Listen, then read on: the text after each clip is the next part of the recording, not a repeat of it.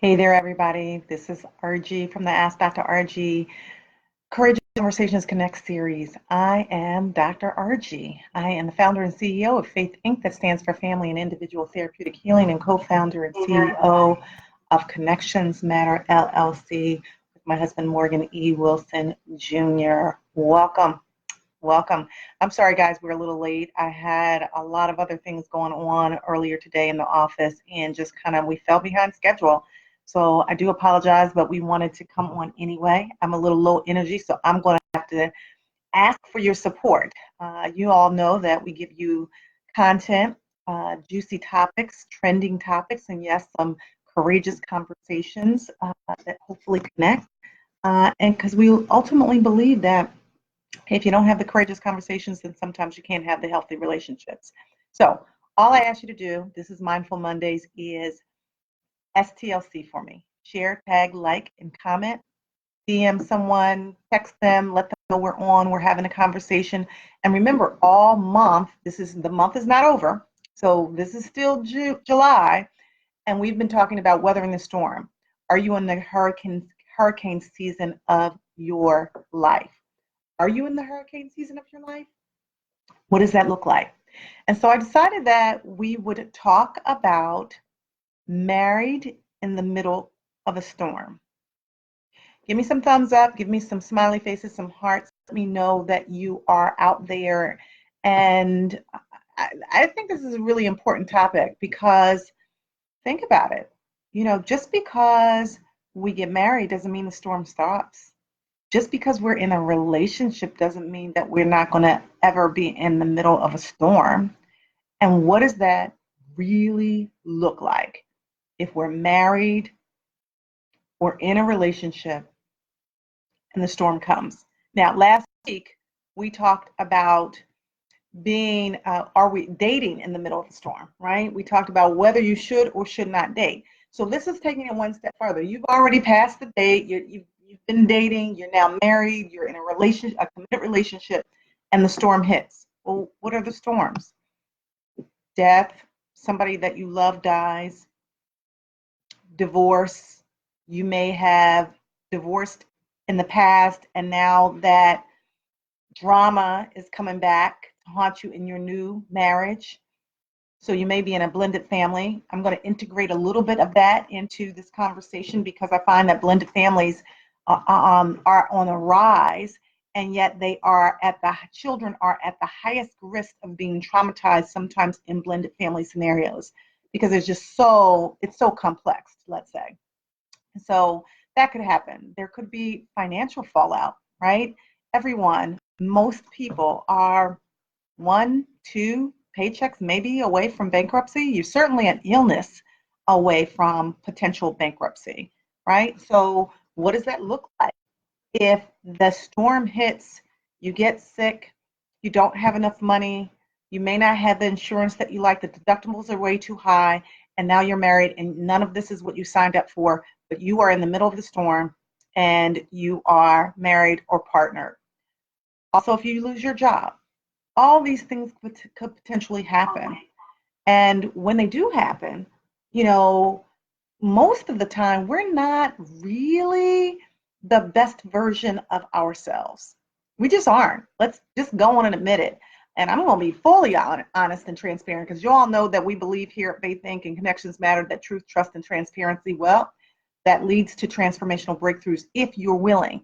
So when you think about marriage, when we think about that commitment, when we think about long-term committed relationships, we've made a decision, right? Sometimes indecision is a decision, but we've made a decision, a decision to spend, we believe, the rest of our lives with this person, right? And again, a lot of times when you're in the dating phase, you may or may not experience a storm. So how then do you know how you're going to react in that storm if you're not tested in that relationship? And so as a result, sometimes what happens is people change. Now, we say change, but the truth is, guys, that sometimes when we're in a storm, what happens really is we become more of who we always were to begin with. Because you all know when you're dating, we can put on that mask, we can send our representative for quite some time, but it's hard to continue to be the representative or the alternative version of who you really are forever, right? And when a storm hits, sometimes what happens is we go deeper and we become more of who we always were. And then the question becomes, did the partner meet that person? Did our spouses understand that is another side? Because we all have multiple sides, right? There's some, for me, sometimes there's a kinder, gentler version of me, and sometimes there's not the best version of me. So we all have many sides. So what does that really, really, really look like when that storm hits and you're in that you're in that relationship? I see Michelle. She gave me the thumbs up and smiley face. Hey, Michelle, thanks for joining the show. You guys, let me know. Sonia's on too. Thanks for joining the show. Let me know if this hits home with anyone, right? Let me know if you've ever been, Michelle, Sonia, in the middle of the storm and been partnered, whether you've been married or whether you are in a long-term relationship. And how did that work out for you? Because if it's not us that may be having the difficulty, right, of adjusting. And by the way, for those clinicians out there, usually one of the diagnoses that we list quite a bit is adjustment disorder, unspecified. Partly because adjustment disorder, the truth is that we're all adjusting to something. And when we're adjusting, sometimes we don't adjust very well. The indicator of sometimes healthy coping skills is whether we can adjust to that new norm, that change. When we don't have as much money because we lost our jobs, or when that person is not around for us to pick up the phone because they've passed away. So how do you adjust to that? And if you are the person, you're the recipient of being in a relationship with someone and they are going through a storm or growing through storm, how are they responding to you? Do you, as the mate, know what to say, what to do, how to respond, how to react, how to reflect? Those are very, very important concepts. Sometimes what happens is we tend to be more reactive than proactive, and we certainly are not good at being reflective, right? And so it's important that we think about, what does that look like when our partners are not feeling us because they're sad or they're depressed or they're in the middle of their own storm. Their life is not shaping out exactly as they had intended, or they went into the relationship and were on the top of the world, right? And so you guys were having a great time and now you're married and you have kids and there's some challenges and that person withdraws. Have you ever been in a relationship with someone who is unable and or unwilling to really talk to you about what's going on? That's why it's so important that we have these courageous conversations. But the truth is, sometimes people don't talk because they don't even have the words. They don't know exactly what they're experiencing or how they're experiencing it or what they're feeling about it. So we tend to do, in our culture, two emotions. We do mad and we kind of do sad, right? And because we don't want to feel sad because that's a more vulnerable emotion, then sometimes we just do mad. And sometimes that doesn't bode well when we're in a relationship, because we can be mad and express that through anger. And then sometimes, as I always say, then our partners end up cashing the check that they didn't write, or we can withdraw and be mad. And sometimes we don't even know what we're mad about, right? When I used to do the SAS ministry, and I had a friend who was there, and she would always say that, we would ask her, "Why are you so mad? Why are you so mad? Why are you still mad?" And sometimes we just don't even have the words to fully understand or express what we are feeling, what those emotions are. All we know is it doesn't feel good. But guess what? If it doesn't feel good to us, then let's think about how us being mad or bitter or resentful, how might that feel to our partners? So sometimes we have to take a step back. We have to reflect. I can't see the comments for some reason. Okay, I see more people on now. It was blocked off. I apologize. I apologize. So Mary Lou's on. Hey, Mary Lou. Marquisa is on. Rich Austin. Hey, Rich, are you still in Las Vegas at your Alpha event? Or are you back home? Angela's on. Thanks for joining the show. Shane is on. Jimmy. Hey, Jimmy. How are you? And Shauna. So tell me, guys, for those of you who are on, and I don't see any comments, I'd love to hear your epiphany. Did you ever come to the realization when you were in the middle of the storm and you were partnered that you weren't the best version of yourself? Because sometimes it requires someone to check us before we wreck, when they say check yourself before you wreck yourself. Sometimes it requires somebody that's even outside of the relationship to say, listen, you're not being so nice, or, your attitude just stinks, just stinking up the joint with your attitude. And sometimes people will focus on the outside behavior. And if we're not pulling them in with what's going on with us emotionally, then they can take issue with how we're treating them, or we can take issue with how we're being treated by someone else. And at the end of the day, sometimes when you're in these marital relationships, we know you got to put the work in. It is not easy. And there's very few fairy tales. And what I mean by that is that while you may be having a great time and maybe, quite frankly, you married the love of your life, the truth is that there will be highs and lows, peaks and valleys, good times and bad times, sickness and health, money, sometimes abundance and being at a deficit, a lack. They're going to be all of those things. A marriage is filled with ups and downs and twists and turns and trials and tribulations. And if you're not careful, right, you won't check yourself before you wreck yourself. And it's very easy for us to displace our frustrations, our disappointments, our pain, our angst, if you will, onto the person that's closest to us. The truth is, the person that can hurt us the most sometimes is our partners. It's not the person at the end, down the block. It's not your neighbor. It's not some of your family members. Sometimes it's the person that you go home with, that you wake up with, that you go to bed with. It can be the person that you have the closest and most intimate relationship with, because you're more vulnerable to those persons in that person in your life.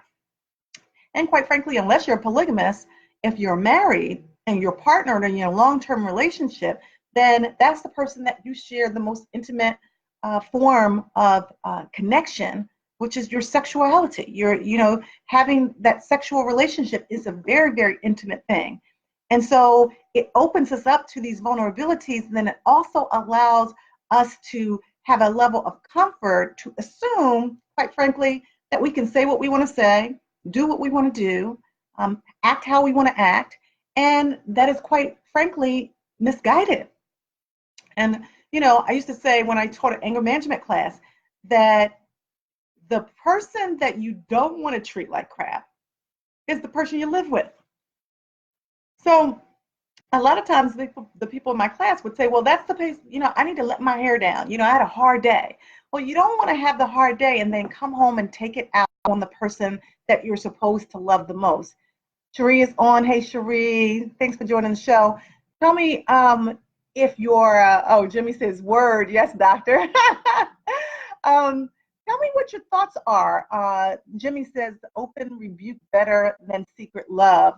I agree. It's, you gotta be honest. You gotta have the courageous conversation. You gotta be open with what's going on. And sometimes what will happen is if we're having a difficult time or we're going through a storm, what we tend to do is we don't want sometimes to pressure or project onto the person that we're in a relationship with so we'll keep it to ourselves, right?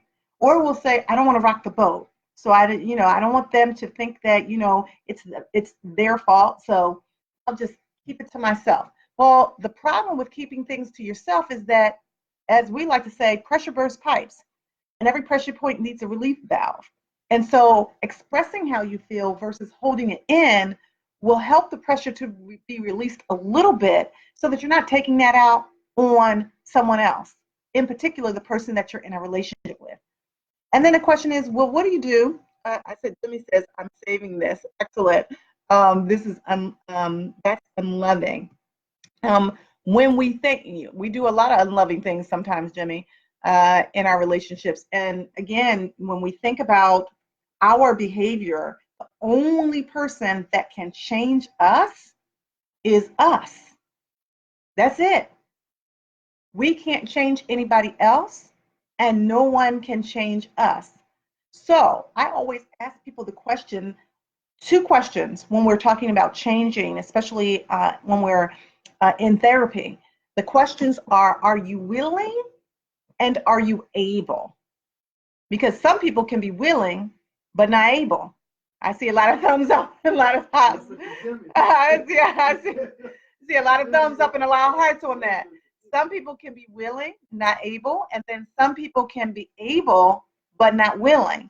And the goal is to be willing and able to roll up your sleeves and do the work. That doesn't mean that the storm is over. Quite frankly, sometimes we have to be doing the work in the middle of the storm, right? And that's difficult to do. But the reality of it is, and I have asked people to think about this, can your relationship withstand not doing the work in the middle of the relationship? Can it withstand it? Because I will tell you that most of us are pretty fragile emotionally, and a lot of times we aren't prepared. I had a friend that said to me, she has lupus, and she works out every day. And I said, do you work out because you like to work out? And she said, no. I said, well, why do you work out every day? She said, I don't work out every day to deal with what's happening now. I work out every day to build my body up so that when the curveball actually does happen, when my storm does come, that I'm prepared. I'm strong enough. And I was like, oh, I love that. I'm going to use that as a metaphor for life, not just in the physical workout, but do we work out emotionally? Do we work out spiritually? Do we work out relationally in our relationship? So we're building up our relationship muscles, right? I don't really have many muscles because I need to work out physically. My husband is behind the scenes laughing at that one because he bought this great, membership to Lifetime that I haven't spent a whole lot of time in. But I digress. I'm getting there. I'm getting there in my mind. I will let you know. That's the first step. Hubby says that's the first step. So then once I get there in my mind, hopefully the body will follow. In the meantime, though, the point that I was trying to make is that, we do need to build ourselves up emotionally, physically, relationally, spiritually, build up our muscles to withstand what will happen in our lives when that storm comes, because storms can be disruptive. They really can. They come and they tear up some stuff, right? And when that storm comes, will you be fortified? Will you have the foundation, the muscles, the engagement, the preparation? Will you have the discipline to develop the skills that you need to withstand that storm so that it does not draw you apart from your partner, but it draws you closer to your partner, right? That really is the goal. And too often we tend to not be ready. Really, you know how TD Jakes used to say, get ready, get ready, get ready? We tend not to be ready. And when we're unprepared or we're ill prepared, then when that storm hits, we don't have what it takes to sustain ourselves and to maintain healthy relationships. If you think this is a good content, text someone, DM them, let them know we're on. It's Monday night. Typically, we come in on a little bit earlier, but I think thank you for the thumbs up and the smiley faces and the hearts. Can you stand the rain? Morgan said, do y'all remember the new kids on the block that had the song Can You Stand the Rain? How did that go? What was it? Storms may come, everybody is good. Tell me, baby, can you Stand the rain. Okay. We don't have that gift. God has not given us that gift and that talent. So we need to stay away from the mic from that perspective. But the song is Can You Stand the Rain? And the question is, can you? I guess, when we think about whether or not we can withstand it, whether we're sustainable in the midst of it. And here's a really interesting concept, guys, and tell me what you think about this. What do you think about the fact that, hey, Antonio, thanks for joining the show. What do you think about the fact that there are times when we don't think we need to do anything to prepare? That's kind of like when the news media tells you that the storm is coming, you don't get rations, you don't get food, you don't, do the things like a big snowstorm or something, and you're just gonna be okay. Well, that's kind of how it is in life. We tend to think that life is just one flat plateau, like that, no peaks, no valleys, no bad stuff is ever going to happen. And then when we're in love in the very beginning of a relationship, the truth is that we're probably not tested. We may be tested individually, but we're not tested relationally. We're not tested in terms of going deeper with regards to our commitment to one another. And so we don't know what we don't know. We don't know what we're made of as a couple. And that requires time. It requires energy. It requires the will to learn about ourselves and about our mates and about our relationship collectively. And it requires the ability to be honest with each other. Like, I encourage people, especially here at Faith Inc. In Connections Matter, we do therapy here. This is what we typically do throughout the day. Individual therapy, couple therapy, family therapy. And I encourage people here at Faith Inc. to tell the truth. It's not a good thing to go to your doctor and be dishonest anyway, but tell the truth to yourself first and foremost. Don't lie to yourself and say you've done work that you haven't done, that you're prepared when you're not prepared, right? Because at the end of the day, your ill preparedness will only lend you to the position of lack. Your ill preparedness will only lend you to the position of lack. And what I mean by that, let me unpack that for you, is that when you are not prepared, then you don't have the necessary skills, the necessary tools, the necessary equipment, if you will, to really deal with life, as they used to say when I used to work in the rooms of addiction, life on life's terms, right? Life's terms rather, is filled with uncertainty at times, right? If you all ever saw, what was that movie? I was just mentioning that the other day, where the guy said, life is like a box of chocolates. You never know what you're going to get. Forrest Gump. I love that movie. That was a good movie. I mean, there were a lot of metaphors, like, how he keep on running, and people started following him after a while, and that, he never gave up, and he kept finding himself in situation after situation after situation. But he also had some really good one-liners, and one of them was, life is like a box of chocolates. If you ever eaten chocolates and you open up the box, now sometimes they have a little label on them, underneath to tell you exactly what it is. But if you don't cheat and you just pick one, you don't know what's on the inside. That is very, very much like life. It can be extremely unpredictable, right? And unlike a box of chocolates where you might bite into it and you decide, oh, I don't like this, and you kind of throw it away and find another one. Sometimes the things that we get, the storms that we encounter, they can throw us for a loop if we're not prepared. We can't just throw that storm back and say, oh, no, I don't think I want that. I'll try a different one. That's not how it works. So there are times when we have to embrace those particular storms. And if you guys were on last week, there were 3 things that I said. And hey, Denise is on. Lovey's on. Thanks for joining the show, guys. There were 4 things that I said that the storms will help you to do, right? Or meant for you to deal with. And this is the case with couples as well, and people that are married. If you're married in the middle of the storm, pay attention to the storm being meant to correct you, right? Connect you, right? Constrict you, right? Or cost you. I'm going to say that again. Sometimes the storms are meant for you as a collective, you and your partner, to correct you. There's something that needs to happen, and that storm is trying to get you to pay attention and redirect you. Correct and redirect, because you're going down the wrong path. I see some thumbs up. I see some smiley faces. I see some hearts. Thanks for confirming that. And then if it's not to correct you as a couple, it may be that that storm is meant to connect you, right? Not disconnect you, not move you further apart from each other, but to connect you.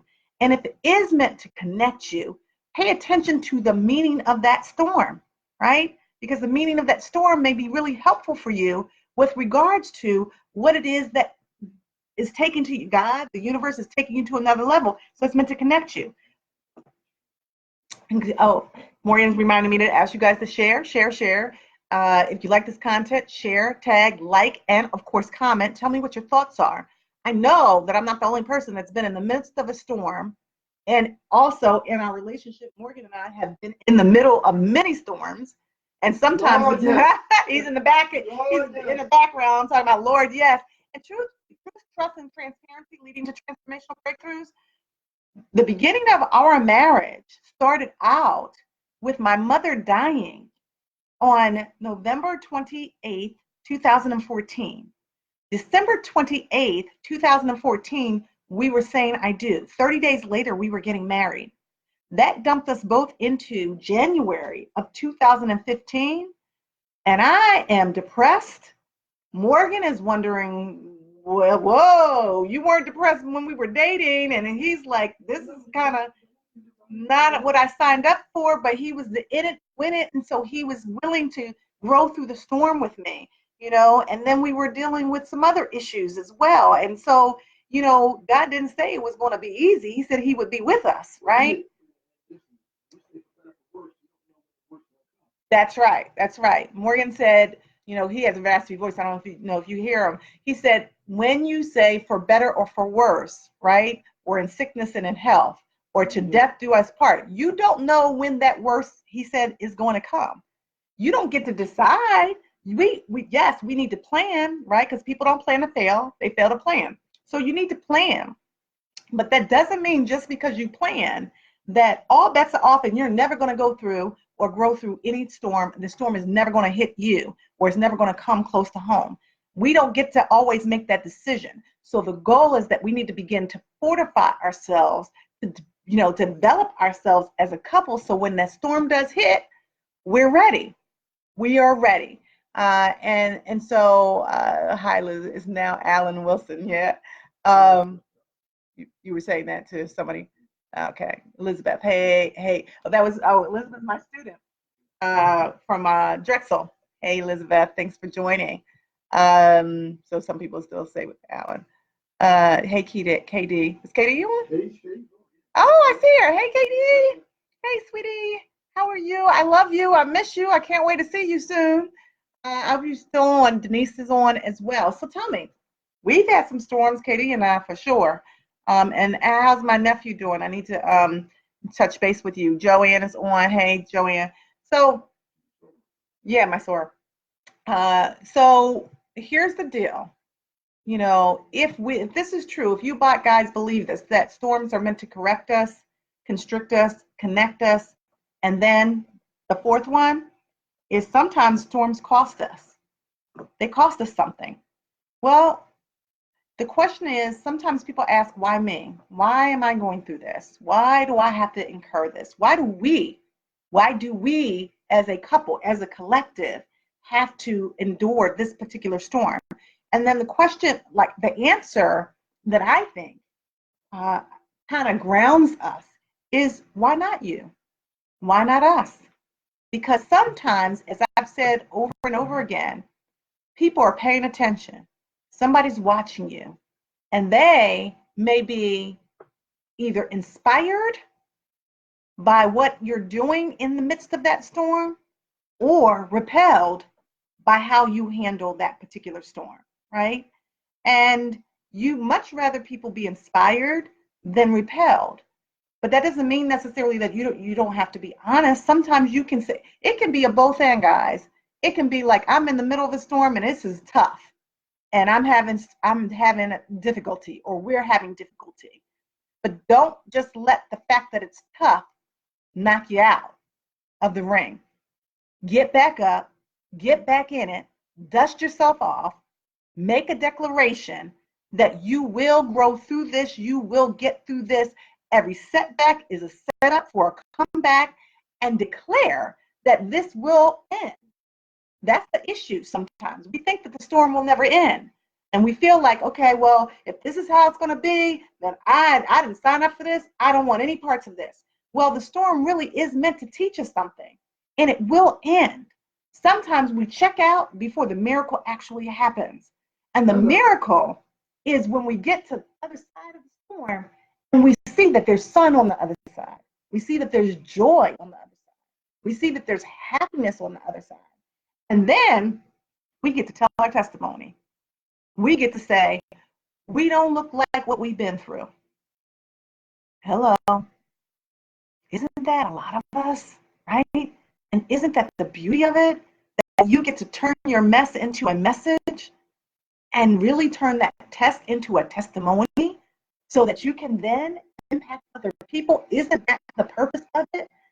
So that people get to say, well, oh my God, if you and your relationship, if you grew through all of that and it didn't knock you out, then oh my goodness, maybe there is hope for me. So I'm going to read some of the comments. I think, okay, I got Elizabeth says, wow, this was on time. Currently going through a storm with my husband. We just added a new baby to our family. Such a tough transition. Okay, and then next comment, and Leah's on. Hey, Leah, thanks for joining the show. Next comment, wow, this is so encouraging. I really needed this. I'm tearing up. Thank you for this. Oh, thank you for joining. Thank you for being transparent and honest, Liz. You know, I get it. I get it. And I want to talk a little bit about what you just shared with the new baby and the tough transition, because that's a difficult one too. Why not us? Jimmy agrees with that. Why not us? And most supporters leave you. That's very telling. Absolutely true. You know, Lizzie gives us a really good indicator, I would say, or a model, because a lot of times, and I'm glad she reminded me of this, a lot of times we think storms are bad stuff, right? And then those are bad things that I just mentioned, divorce and, you know, death and job loss. But what if the storm is a good thing? What if the storm is a new baby? What if the storm is you just got married?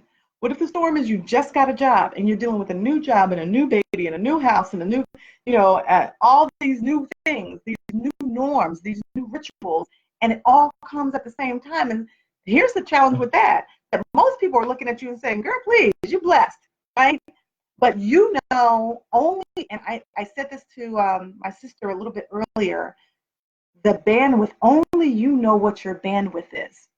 So think about that, your bandwidth. So think about a rubber band.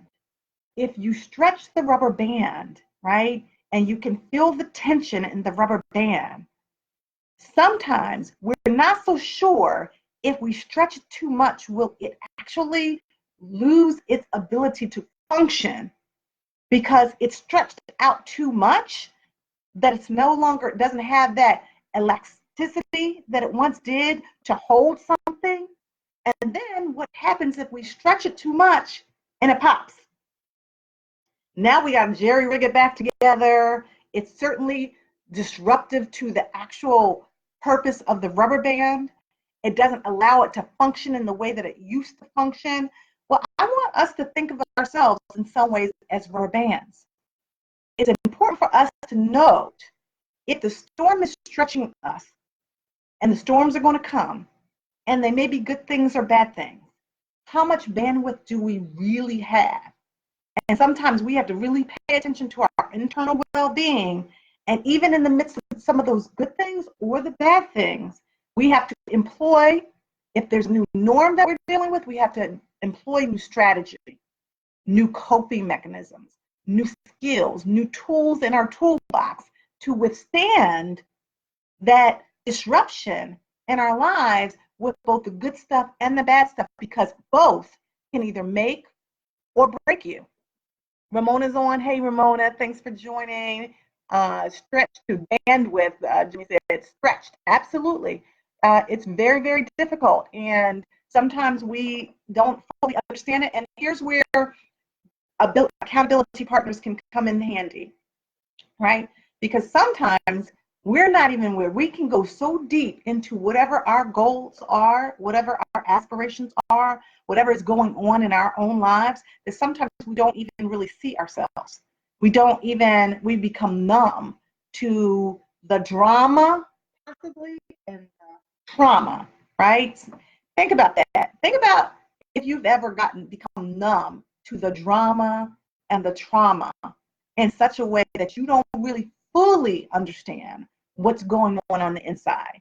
And quite frankly, then it takes your partner or someone else as an accountability partner to really unpack that, hey, sis, hey, bruh, you not doing too well.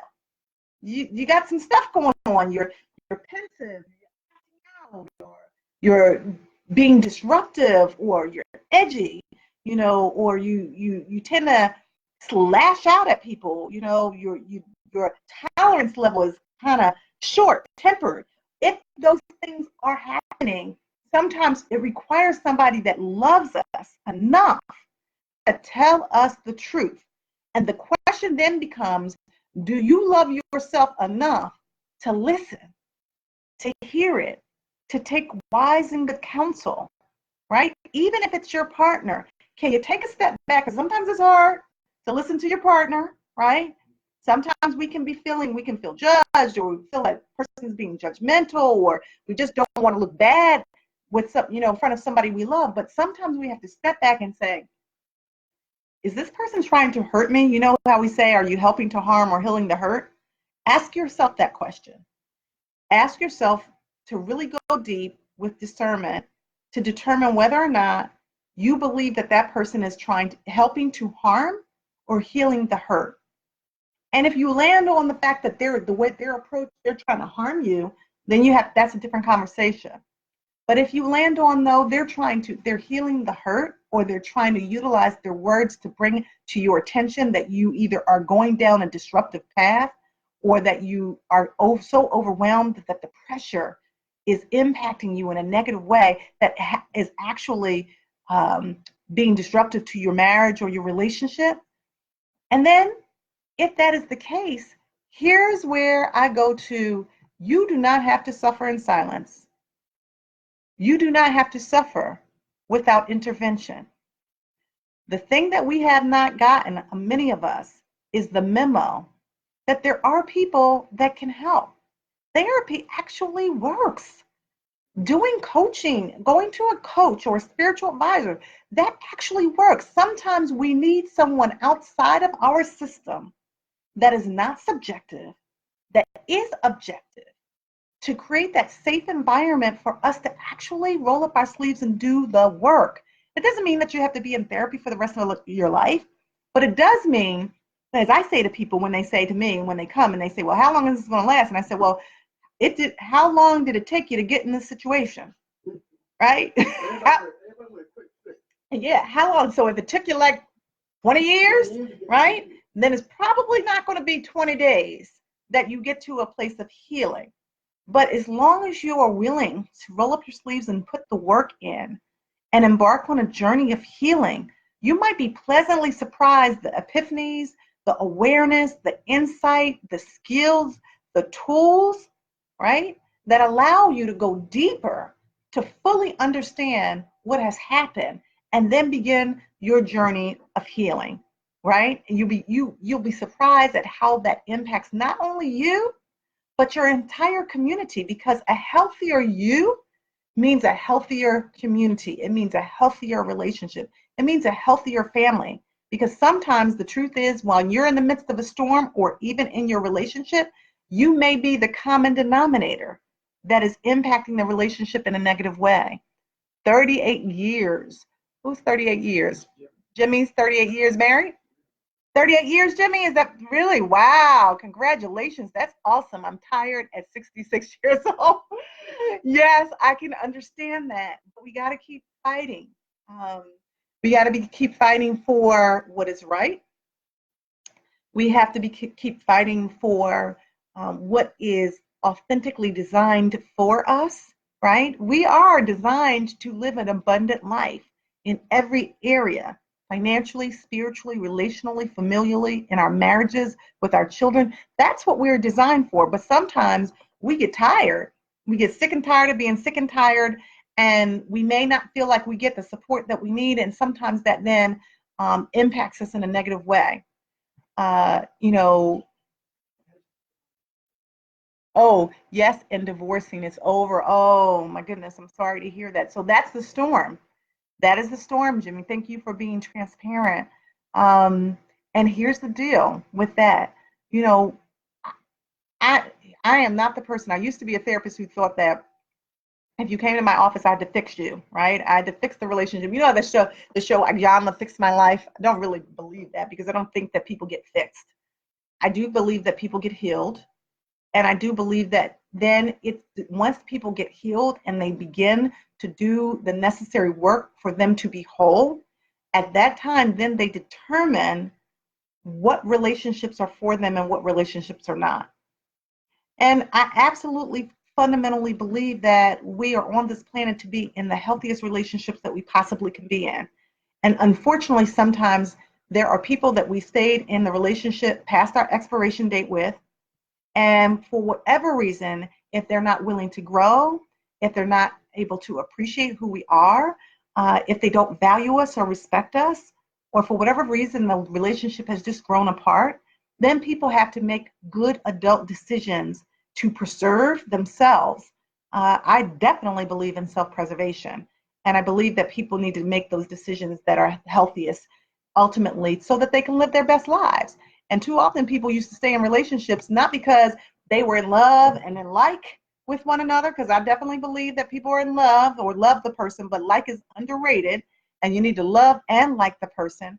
And so I'm not just the person that will tell you stay in something far beyond its expiration date, and especially don't stay in something that is hurting you uh, in order to just save face.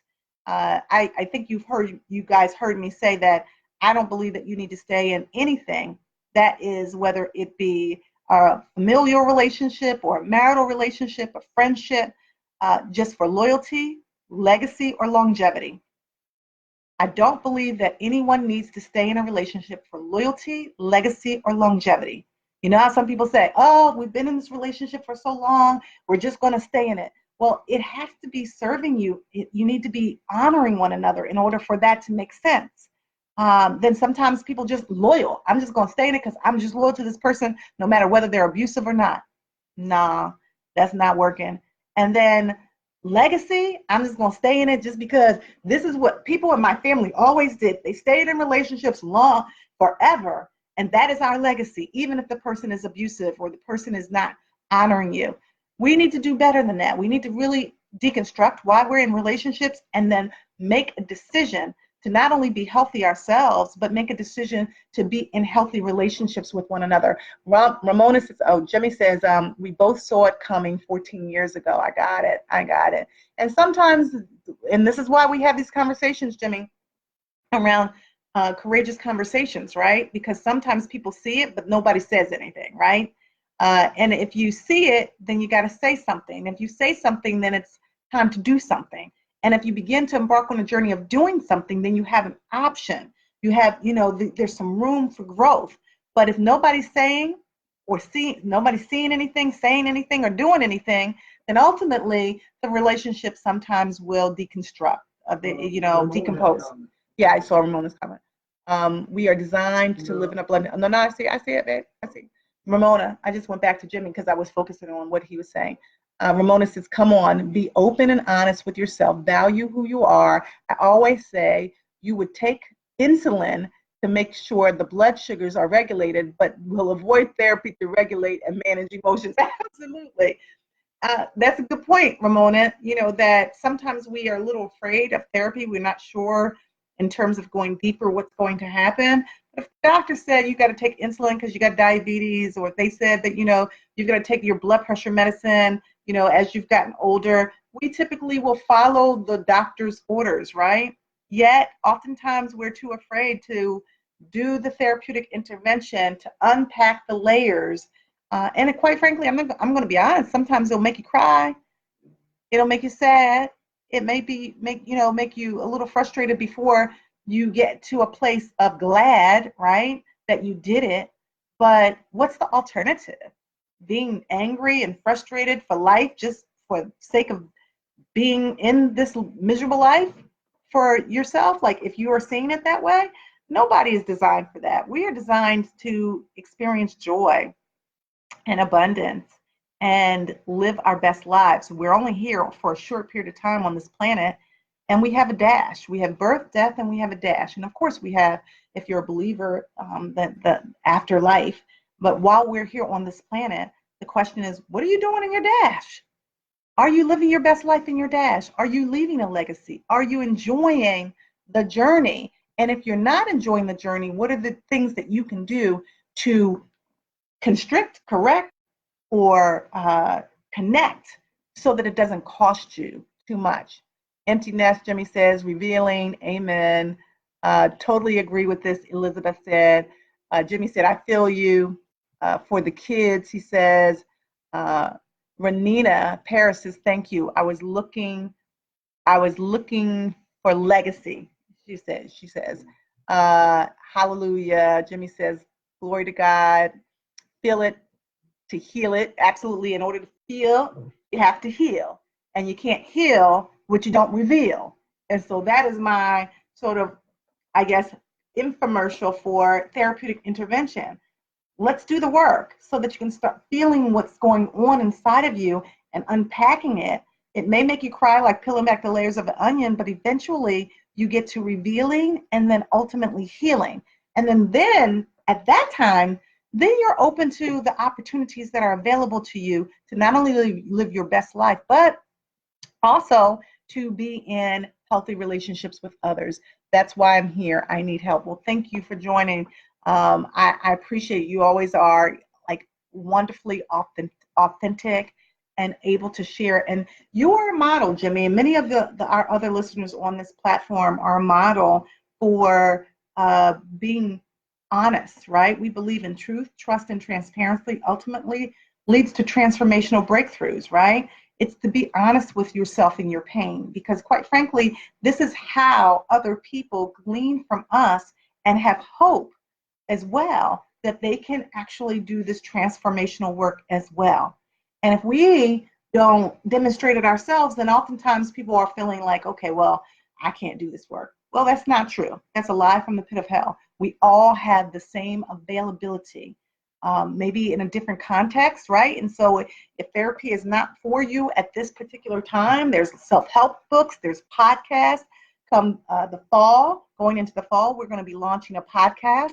So if you're not interested, or this platform doesn't quite work for you, or the timing doesn't quite work for you, then check out the podcast. If you're driving in the car, you can listen to that and you can play it back. By the way, you can play this back as well. So if you can't listen in real time, you can play it back, share it, please, because we always say this is a dialogue, not a monologue. So we want you to share this information with others, not just keep it to yourself, so that other people will be blessed by it too. And they will hopefully be able to be transformed as well. Marcia's on. Hey, Marcia, thanks for joining the show. Renina says, now I know it's not just about legacy. I mean, what is the legacy of if you're not healthy? Leaving an unhealthy legacy is not good. Absolutely. Absolutely. You know, we stay sometimes in a relationship for legacy, right? But then we're not creating a legacy. Actually, what we're doing is we're creating unhealthy models, and we're passing on transgenerational patterns to the next generation in which they're embarking on the same kind of unhealthy relationships. Because, as I always say, people are watching. They're watching all of us. Excuse me. Sorry, the post-nasal drip got to me. They're watching all of us. Our children are watching us. Our families are watching us. And sometimes the most appreciation or the value that people